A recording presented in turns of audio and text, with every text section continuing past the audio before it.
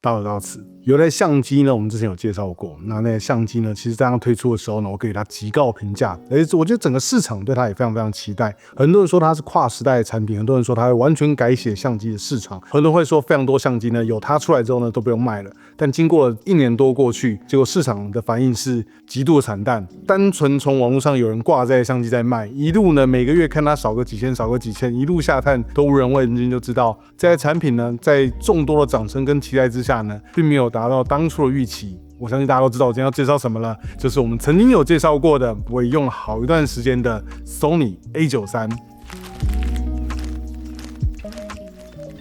我自己購買 A93 用到現在呢，剛上市我就買了。那 A93 呢，也是我現在在拍攝婚禮上呢，基本上最主要的那台相機。當初因為全運快門，包含它有120張的連拍，包含它各種性能呢，大家都覺得這是一台超級劃時代的厲害相機，所以很多人呢都覺得它應該會引領了接下來相機的發展，但沒有。我們從現在的許多評論跟討論上面就知道 ，A93 呢，其實第一個銷量並沒有那麼的好。再來就是現在大家在購買新相機呢，考慮到旗艦，對 Sony 來說想到的都是 A12， 幾乎沒有人考慮到 A93， 甚至原本應該設定給 A93 的用戶呢，紛紛的也決定就換成了 A12。那尤其在現在 A75 已經推出的當下 ，A93 呢更是雪上加霜。現在它二手價格呢，真是直落哦，真的是快要 A75 再貼一點就要摸到 A93 了。到底是感情的糾葛，還是歷史的淵源，導致這樣子一台相機走到如此這般田地？就是我們今天想跟大家聊聊的部分。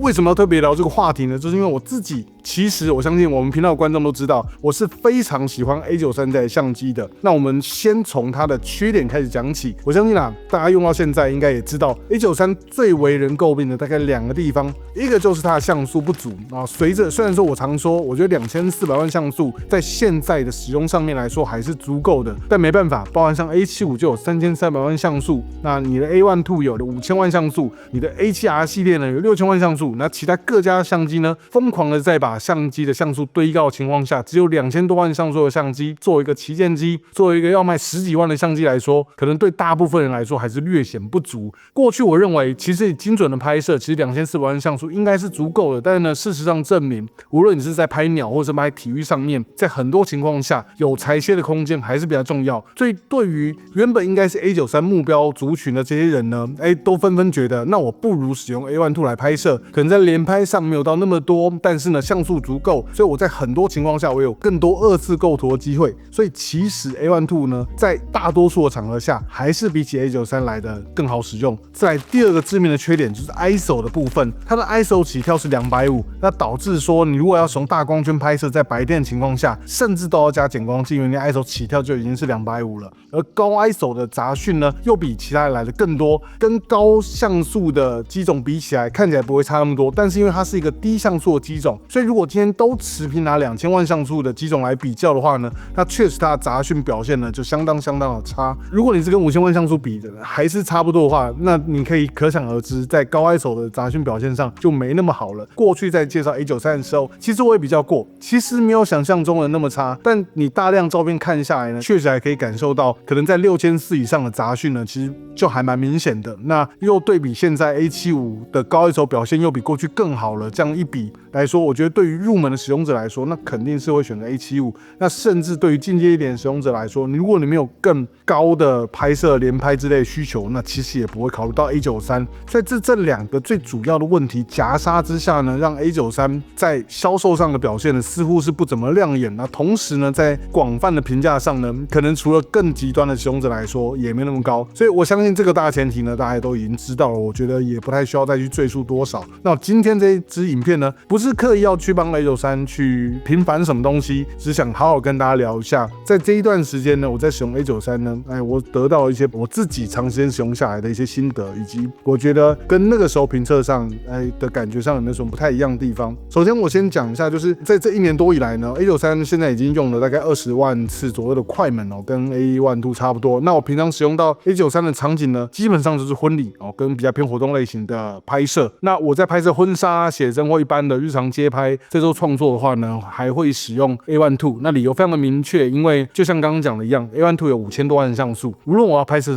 什麼東西，其實 A1II 呢，都有更高的像素可以使用，所以你要裁切也好，你要輸出到更大的尺寸也好，A1II 呢就是一個更好的選擇。而且在對焦之類的表現上面呢，其實 A1II 跟 A93 是沒有明顯的差異的。那隨着 A1II 跟 A93 都更新到了 4.0 的韌體之後呢，兩者的對焦呢都非常非常的強悍。我們都知道這一次在測試 A75 的時候，對 A75 的整個反應性能都給予大大的讚賞，但其實在 A93 面前呢，其實還是有感覺出來的明顯差異哦。那 A93 呢，用到現在，我自己覺得它最大的優勢呢，其實還是就是那片全運快門，它能夠120張每秒的連拍，但確實我相信在99%甚至99.9%的使用情況下都用不到的，因為那個張數真的太多了。坦白說，我覺得每秒30張的張數呢，都對我來說都已經略嫌多。那120張呢，除了當初在做評測之外呢，我是一次都沒有用過，甚至我直接把 A93 的高速連拍 Plus 那個選項呢，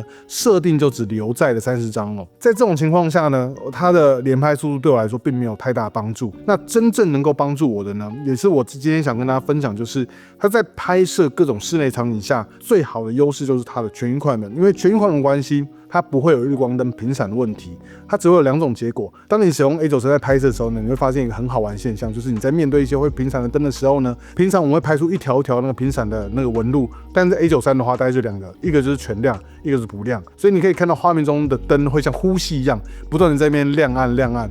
你說那個會不會干擾？其實不會，因為你拍出來反正就是亮或者不亮的，所以沒有影響啊。那個對於一條一條的那個比較來說呢，當然是完全沒有問題的。果凍效應這個部分呢，我相信現在呢，對於在使用 A1II 或者是你在使用那種讀出速度更快的堆疊式的感光元件的人來說呢，大部分的場景是沒有什麼問題的。那但以我來說，因為我平常的工作呢，很多時候是拍攝婚禮，在婚禮上呢，我其實非常的需要使用到靜音快門。是因為現在多半的婚禮都會請婚禮錄影，那我自己很討厭在人家在錄影的時候呢，我不斷的按快門增加那個快門的噪音。那我覺得，尤其像拜別這種需要很安靜的場景下，如果你可以使用全電子快門來進行拍攝的話，是非常有優勢的。那我們知道，無論是背照式的，無論是堆疊式這些感光元件呢，最好能夠表現的狀況下，包含像這次 A75， 很多人有評論到，就是你在使用機械快門的時候，畫質跟寬容度會比起使用電子快門的時候來得更好。那我覺得這是很多感光元件在掃描那些檔案下可能會產生的一些問題。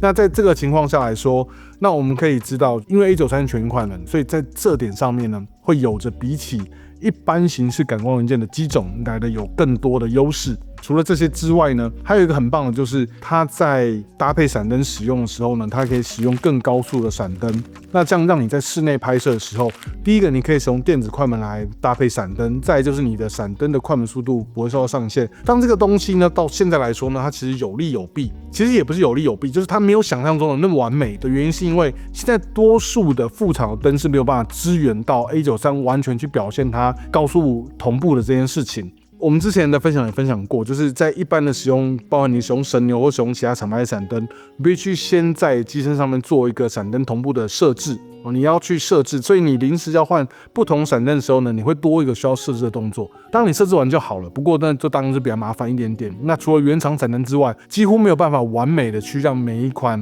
閃燈都能夠在80000分之一秒的情況下做完美同步的拍攝，這點是比較可惜的。但基本上，如果是16000分之一秒的話，多半的閃燈都是可以支援到的。也就是說，一般我自己在使用場景下，最快的快門速度可能也是抓在 maybe 16000分之一秒左右來做搭配使用。而在這個情況下拍攝的話，它會有很大的優勢在。我今天想跟大家分享的例子，就是我有一次在一個我沒有拍過的場地拍攝婚禮，我們可以先看到第一張照片，你可以看到這畫面中的那個反差呢極大。我第一張照片拍下去的時候呢，我發現現場的投影燈照在新人身上，新人身上的照亮都是過曝的，但是呢，在新人的對面呢，其實有他的父母，他們要做一個交手的動作。但你可以看到現場這個光線呢，基本上沒有人可以接受這個照片存在。如果我今天呢去降低 ISO 或者更拉快我的快门速度，你會知道新人的曝光呢，我是可以把它控制到再更好的。但是在那個瞬間呢，你會發現新人的亮度呢是遠大過於對面的父母。有一些拍攝經驗的話，你應該可以感覺到，在多數的情況下呢，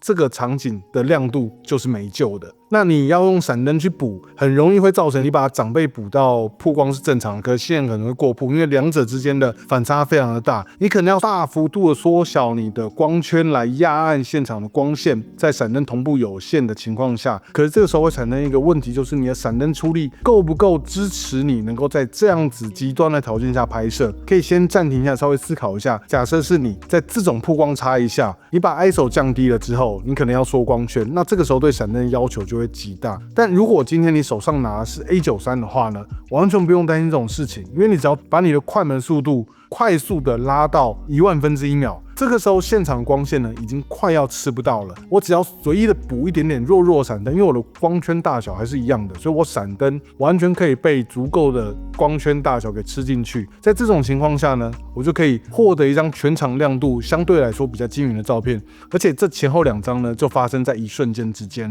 你可以可想而知，假設今天是一個臨時的狀況，你要透過一支閃燈來彌補現場這個光線的變化，其實我覺得是非常困難的。但當你今天使用的是像 A93 這樣的全運快门的機種的時候，你要做到從第一張照片馬上改成第2張照片的狀態，其實就是一瞬之間，就是滾幾下快門速度。所以我個人認為，在這1年多來的拍攝下，其實在婚禮現場 A93 呢能夠帶給我的東西還是非常多。雖然高 ISO 沒有那麼好看，可能必須要把我的最高的 ISO 控制在可能6400之內，我可能不能拉到8000或12800，可能雜訊會多一點。但這個部分呢，我可以用更大光圈的鏡頭來做彌補。像我現在多半是使用各個 1.4 光圈的，可能像35 1.4啊、50 1.4、85 1.4这些鏡頭來搭配 A93，在做室內一些比較低光源的場景做使用。那在戶外上當然沒有這些問題。所以我覺得就高 ISO 的部分呢，台灣拍攝婚禮現場應該還可以接受，因為我覺得如果6400可以接受的話，多半場合應該拍攝上是沒有太大問題的。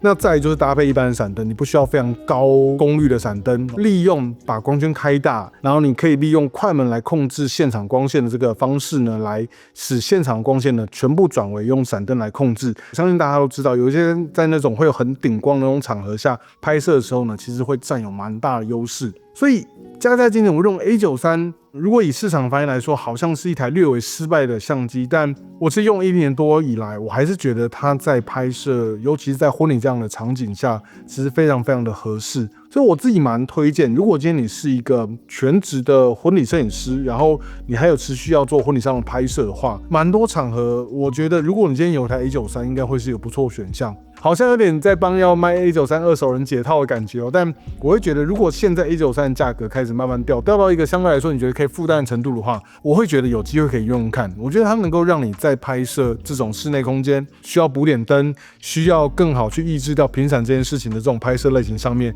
能夠帶來很大的幫助。所以今天這支影片呢，只是主要想要聊聊，就是過了1年多來，我覺得目前市場上對它的評價來說，相對來說是低的。那我覺得有點可惜哦，我還是想幫他講點話。它確實有很多的缺點在，包含像更新到 4.0 的韌體之後呢，耗電程度變得更多，尤其跟 A751 比較 ，A751 可以輕鬆拍到1-2000張照片，可是這一台的話，現在大概800、1200，差不多就緊繃了，因為耗電量其實上升的也是蠻多的，這點有點可惜哦。但無論如何，我認為就是以婚禮純粹在討論婚禮記錄拍攝的話 ，A93 還是目前非常好用的一台相機。但當然啦，也是如剛剛所講的，如果是要拍攝婚紗或者其他題材，就我自己而言，還是會選擇 A1 II 哦。當然，我自己優勢就是因為我2台都有，所以我可以依照場景來選擇我要使用哪台相機。但就是簡單一支影片跟大家分享，就如果今天呢，你也是在拍攝相關的題材，你發現今天提到的東西，你好像用得上，也許你還是可以稍微再審視一下這台相機哦。雖然已經過了1年多的時間，但我覺得它還是有一些潛能沒有被大家所運用到。那我覺得自己覺得有點可惜，所以想跟大家分享一下。那我們今天的節目呢，就到這邊，那我們就下次影片再見，大家拜拜。